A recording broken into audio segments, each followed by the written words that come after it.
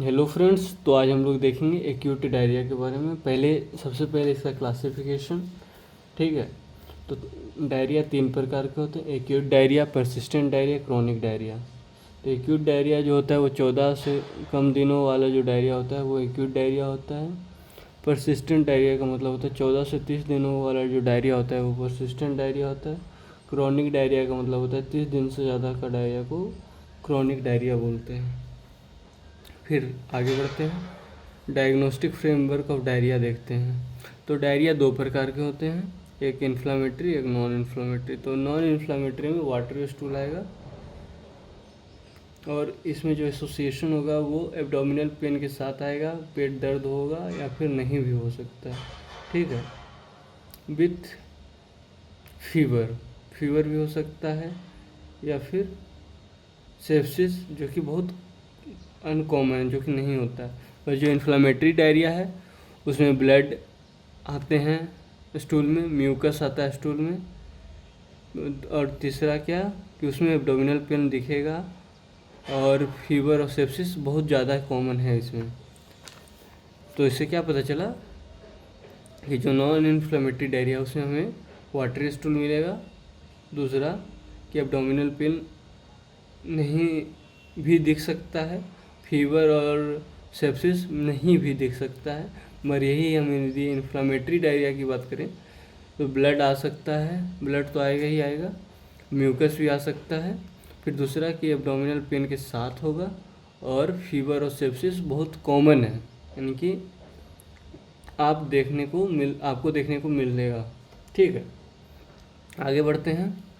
तो acute inflammatory diarrhoea के बारे में लिखा हुआ एक लाइन है कि एक्यूट इन्फ्लेमेटरी डायरिया को दूसरा नाम जो होता है उसको डिसेंट्री के नाम से भी जानते हैं।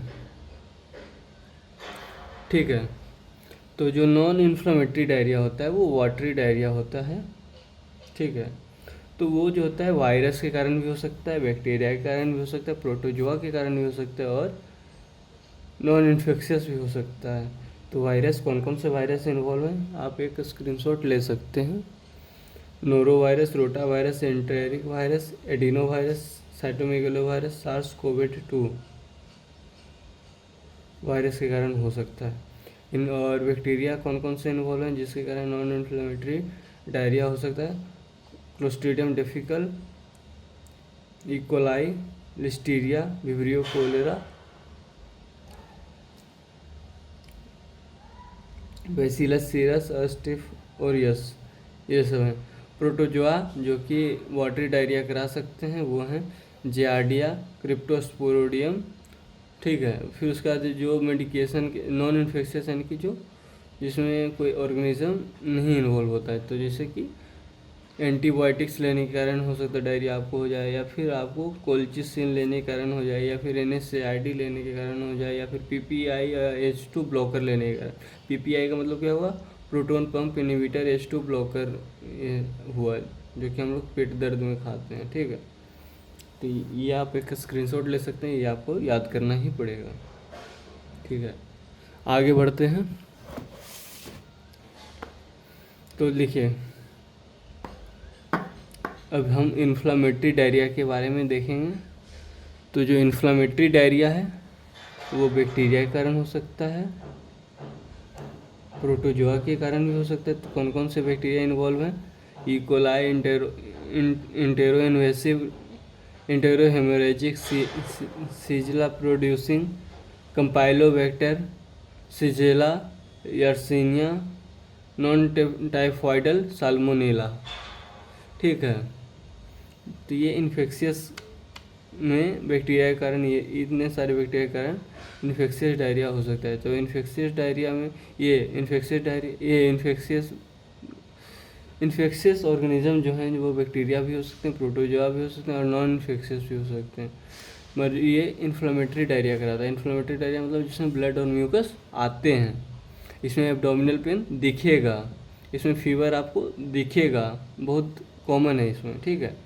उसका नॉन इन्फेक्शियस में तो इस्चेमिक कोलाइटिस हो गया के कारण होता है, जो कि होता है इन्फ्लेमेटरी बोवेल डिजीज़। ठीक है। तो ये नॉन इन्फेक्शियस है।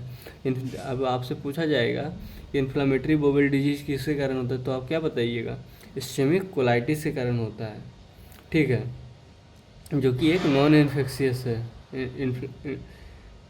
आईबीडी क्या है, एक नॉन इन्फेक्शियस डायरिया है, ठीक है, नॉन इन्फेक्शियस इन्फ्लामेटरी डायरिया है। और प्रोटोजोआ जो कि इन्फ्लामेटरी डायरिया कराते हैं वो एंटेरोएमीवा हिस्टोलिटिका हो गया, ठीक है। अब आगे बढ़ते हैं कि आपको क्लिनिकल फीचर क्या क्या देखने को मिलेगा। यदि आपको ऐसा देखने को मिलता है कि कुछ खाएं, उसके बाद 6 घंटे बाद ही आपको डायरिया देखने को, बिफोर 6 घंटा जो है आपको डायरिया देखने को मिल जा रहा है, तो आप ये हो सकता है कि वो कौन सा पैथोजन हो, स्टेफ फोरियस हो या फिर बैसिलस सीरस हो। फिर दूसरा यदि देखें कि लगातार आपको डायरिया हो रहा है, मतलब कनकरेंट डायरिया है, तो नोरो वायरस के कारण हो सकता है, या फिर यदि आपको चिकन के साथ एक्सपोजर या टर्टल के साथ एक्सपोजर हो तो वो साल्मोनेला के कारण हो सकता है डायरिया, या फिर डे केयर सेंटर में हो तो उससे जेला, क्रिप्टोस्पोडियम, जियार्डिया, या फिर क्रूज शिप या प्रथम तो नोरो वायरस के कारण हो सकता है। यदि अनपॉस्चराइज्ड डेयरी प्रोडक्ट खाते हैं तो ई कोलाई के कारण हो सकता है, लिस्टेरिया के कारण हो सकता है, कंपाइलोबैक्टर के कारण हो सकता है। यदि आप अनट्रीटेड वाटर पीते हैं, ठीक है, तो क्या किसके कारण हो सकता है, जियार्डिया के कारण। आप यदि आप स्विमिंग करने जाते हैं, वहाँ पे आपको ऐसा लगता है कि वहीं जाने के कारण मेरे को दिक्कत आया है, तो वो जियार्डिया के कारण हो सकता है। अब आगे बढ़ते हैं, तो देख लेते हैं आगे क्या है कि यदि सीवियर इम्यूनो कॉम्प्रोमाइज्ड हैं आप, तो वो साइटोमेगेलो वायरस के कारण हो सकता है डायरिया। सी फूड कंज्यूम करते हैं तो आपको विब्रियो पैराहिमोलाइटिकस के कारण हो सकता है, ठीक है ऐसे। और बहुत राइस वाटर स्टूल यदि आपको देखने को मिल रहा है तो क्या किसके कारण हो सकता है, विब्रियो कोलेरा के कारण हो सकता है। ये आपको डायरेक्ट याद ही करना पड़ेगा, इसमें मैं कुछ कर नहीं सकता हूँ, ठीक है। फिर देखते हैं, एक होता है ट्रैवलर्स डायरिया। तो इसमें क्या होता है कि यदि आप कहीं रहते हैं और वहाँ से आप शिफ्ट कर गए, ठीक है, कहीं और चले गए, किसी और देश, किसी और शहर में चले गए, और उसके कारण आपको रिकरेंट एपिसोड ऑफ मतलब डायरिया देखने को, मतलब रिकरेंट मतलब आपको स्टूल पास करना पड़ा, तो क्या हो गया, डायरिया हो गया। या फिर डायरिया का मतलब क्या होता है कि आपका जो खाना खाते हैं या फिर किसी तरह आपके बॉडी से जो आपका फूड मटेरियल है वो निकल जाना ही डायरिया होता है। या फिर आप वोमिटिंग हो सकता है, वोमिटिंग यदि आपको होने लगे तो वो भी डायरिया है। स्टूल पास बहुत हैवी करने लगे तो भी डायरिया है, ठीक है।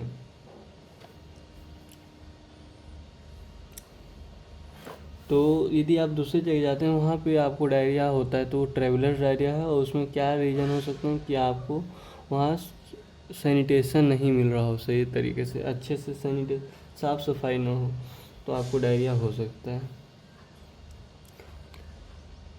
और फिर इसके बाद ये ट्रैवलर डायरिया के जो रिस्क फैक्टर्स हैं, तो ऐसा भी हो सकता है कि वार्म और वेट सीजन में आप कहीं जाते हैं तो आपको ये चांसेस बढ़ जाते हैं डायरिया होने के। या फिर आप किसी स्ट्रीट वेंडर से यदि आप कोई फूड को खरीद के खाते हैं तो भी डायरिया बढ़ सकता है, डायरिया हो सकता है, ट्रैवलर डायरिया हो सकता है।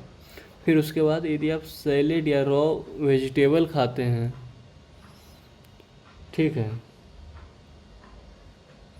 तो उससे भी आपको ट्रैवलर्स डायरिया हो सकता है। तो कौन कौन से वायरस हैं जो इन्वॉल्व हो सकते हैं ट्रैवलर्स डायरिया में, तो ये आप देख सकते हैं, कंपाइलोबैक्टर, नोरो वायरस, ATEC है, ठीक है। अब कैसे आप एक डायरिया के पेशेंट को कैसे आप असेस करेंगे, जनरल असेसमेंट कैसे करेंगे, तो सबसे पहले उसका क्रोनोलॉजी को देखेंगे कि कब से है, कितने दिनों से है, और उसके साथ क्या क्या एसोसिएटेड सिम्टम्स देखने को मिल रहा है। और जो सबसे ज़्यादा ड्यूरेशन से उसको सबसे पहले लिखेंगे। यदि HOPI हम लिख रहे हैं तो सबसे पहले उसको लिखेंगे जो सबसे पहले आया है, सबसे ज़्यादा ड्यूरेशन से है। फिर स्टूल का कैरेक्टरिस्टिक लिखेंगे कि वाटरी है या फिर ब्लडी स्टूल है। फिर उसमें जो सिम्टम्स हैं जैसे कि फीवर है, नोजिया है, वोमिटिंग है, एब्डोमिनल पेन है, टेनिसमस है, ये सब हैं कि नहीं है, एसोसिएटेड सिम्टम्स वो लिखेंगे। फिर पास्ट मेडिकल हिस्ट्री लिखेंगे कि इम्यूनो कॉम्प्रोमाइज्ड था कि क्या था, और रिसेंट में सी डिफिकल के साथ उसका इंटरेक्शन था कि नहीं था। ठीक है, उसका मेडिकेशन हिस्ट्री लिखेंगे। ठीक है, फिर उसका फूड का एक्सपोजर लिखेंगे कि वो डेयरी प्रोडक्ट कितना खाता था, कुकड बीफ वगैरह भी खाता था कि नहीं खाता था, या फिर सी फूड खाता था कि नहीं खाता था। तो उसे पता चलेगा कि उसको डायरिया ही है या फिर कुछ और है। ये वाटर में जाता था या कि नहीं जाता था, स्विमिंग पूल में जाता था कि नहीं जाता था, सब लिखेंगे। फिर उसके बाद एब्डोमिनल एग्जामिनेशन कराएंगे उसका। फिर उसके बाद स्टूल कल्चर कराएंगे और मल्टीप्लेक्स PCR पैनल में, और क्लोस्ट्रीडियम डिफिकल्ट टेस्ट कराएंगे, स्टूल माइक्रोस्कोपी कराएंगे, CBC कराएंगे, केमिस्ट्री पैनल कराएंगे। बस मेन चीज़ क्या है कि उसका पेट दर्द में एब्डोमिनल एग्जामिनेशन करेंगे कि क्या है नहीं है। फिर स्टूल कल्चर करेंगे, उसमें देखेंगे कि कुछ मिल रहा है कि नहीं, क्लोस्ट्रीडियम डिफिकल्ट वगैरह मिल रहा है कि नहीं मिल रहा है। उसका भी एक टेस्ट आता है, वो भी कराएंगे। माइक्रोस्कोप में देखेंगे, CBC कराएंगे। ये सब कराना पड़ेगा ताकि आप डायरिया को पहचान सकें। आज के लिए बस इतना ही। ठीक है।